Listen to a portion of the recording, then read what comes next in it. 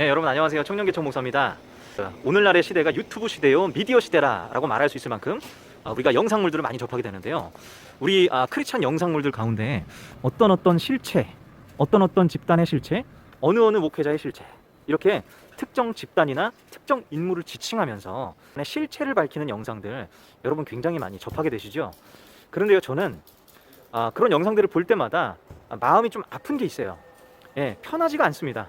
그 이유가 뭔가 가만히 생각해 봤더니 여러분 그 영상물들의 공통적인 귀결이 뭐냐면 결국엔 비난이고요, 정죄고요, 심판이더라고요. 안경을 좀 벗겠습니다. 김이 자꾸 차가지고 어떤 집단이 위험하다 생각이 들어서, 어느 인물이 위험하다 생각이 들어서 그걸 분석해내고 그가 따르는 사상이 도대체 뭔지 밝혀내는 것은 의미 있는 일입니다. 그러나 그를 정죄해서는 안 되죠. 그 집단을 심판해서는 안 되죠. 여러분, 예수님께서 하신 말씀 중에 굉장히 중요한 말씀이 있어요.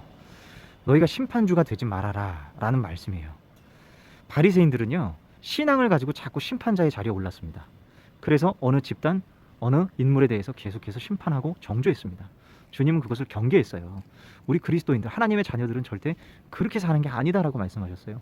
심판의 권세는 하나님께 있다. 그래서 모든 심판을 주님께 맡겨라. 결국 거기에서부터 원수를 사랑하라까지 가능해지는 거거든요. 내가 심판자가 되어버리면요, 결국엔 원수를 품지 못해요. 그 원수는 몰아내야 되는 존재예요. 나를 미워하고 나를 박해하고 우리를 공격하고 우리를 무너뜨리려는 자들은 전부 다 우리가 척결의 대상이고 우리가 싸움의 대상이 돼버리는 거예요. 이게 뭡니까? 제가 누누이 말씀드리죠. 신앙이 정치에 함몰되는 거 조심해라. 신앙의 정치화입니다. 신앙의 정치화는 바로 이런 원리로 생겨나는 거거든요. 저들이 비진리를 쫓고 있기 때문에, 잘못된 것을 따르고 있기 때문에 주 예수께로 돌아오라고, 바른 진리를 깨닫게 해달라고 우리가 기도해야 될 거 아닙니까?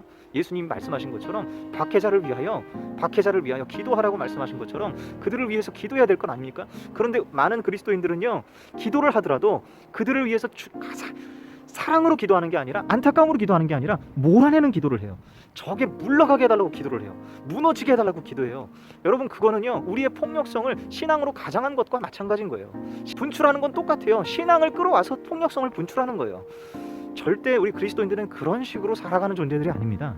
그래서 내 주변에 마음에 안 드는 존재가 있다 할지라도, 내가 볼 때 저 집단은 정말 위험하다라는 생각이 든다 할지라도 그들을 정죄하고 비난하고 배척하는 게 아니라 기도할 때 그들을 위해서 정말 하나님의 마음으로 기도할 때 그것이 하나님의 자녀가 있어야 되는 본분이고 하나님의 자녀가 해야 하는 일이라는 거예요. 여러분, 주님의 마음을 품어보세요. 나 같은 죄인 살리신 하나님의 마음을 한번 품어보시라고요. 그러면 그렇게 쉽게 정죄가 되지 않습니다. 그들을 위해서 마음 다해 눈물 흘리면서 기도하는 자리에 있을 수 있어요.